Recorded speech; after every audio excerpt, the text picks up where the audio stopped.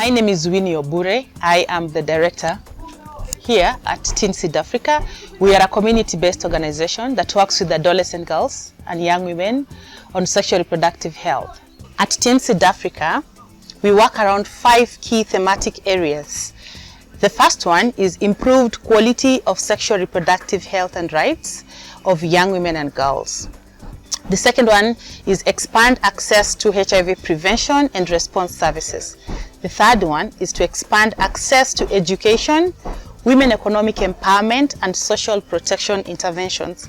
And lastly is to increase participation of women in leadership and governance. We do this really with adolescent girls mostly on prevention and giving information and SRHR services, so we can be able to help them nurture their seeds of greatness and become better people in the community. We work with teen mothers, the young women who got pregnant as teenagers out of defilement and just try to reconstruct their life through getting back to the dreams they had as girls, going back to school, learning skills here and there, and giving information so they can make informed decisions in life. TeenSeed was founded in 2006 by teens. I was a teen by that time.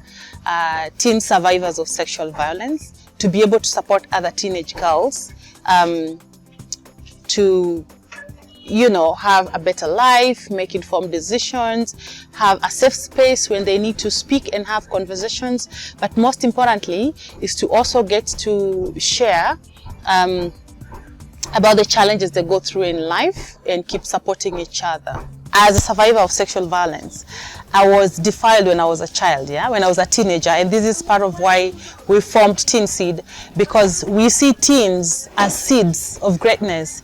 It's a teenagehood where you do not understand yourself because you're not a child, but you're not an adult. So at this stage where you pretty much don't know exactly what your identity is, you're struggling to be able to find yourself, you're struggling to be able to fit in, to be accepted, to try out things that you just find out whether you love them or not. So really it is at this confusion level that we feel that teenagers need a lot of nurturing, a lot of support, mentorship, and just being able to be there, somebody who's going to listen to you. But this is also the time where they're blossoming, and for the girls they're starting to, have broaden their hips, and they're, pretty, they're having boobs, which is a good thing, right? But so some men will look at that and think that, this is now a woman and they can have sex with them, which is really wrong. So through the sexuality education and programs that we have, we see the lives of these young people changing, and I think it's a really good thing.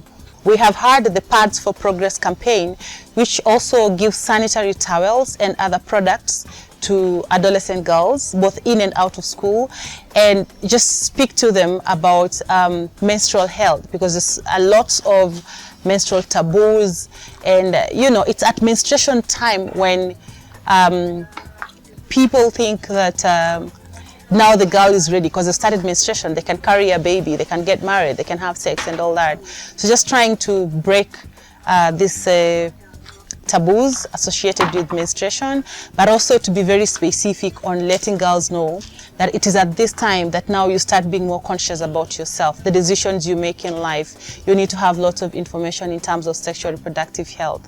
And so I can say, I proudly say that I celebrate the teens in my communities, because starting out to just change one life at a time has seen us over these years to just impact on many, many, many girls. I am very proud of the girls who've gone through our programs, and right now they have just graduated from university, and you can see them as seeds, right? The seeds of greatness, because there's always a seed in every person. As a survivor of sexual gender-based violence, I strongly believe that there's always something very unique, and that is a seed in each and every person. There is something that you could use to change the world for the better. And I also think that everybody should be able to find out what that is so they can transform this world. Whatever that means to you, could be just your community or your school or your country, wherever, and just make a big difference. So you are a seed of greatness. What I did as a teenager is, when my defiler, said to me that he felt like he needed to sleep with me or to defile me because he was paying part of my school fee, I was like, okay, I don't need that education. It costed me an education. I had to drop out of school and said, I'm not going to give my body in exchange for an education.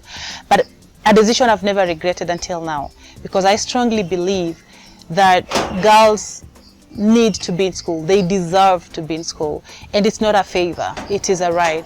So at the point where I felt that I as a child I needed an education and I was not going to pay for it with my body, I looked at myself as a seed, and that one day in life I will still be able to get to where I wanted to be, to achieve my dreams, to change this world.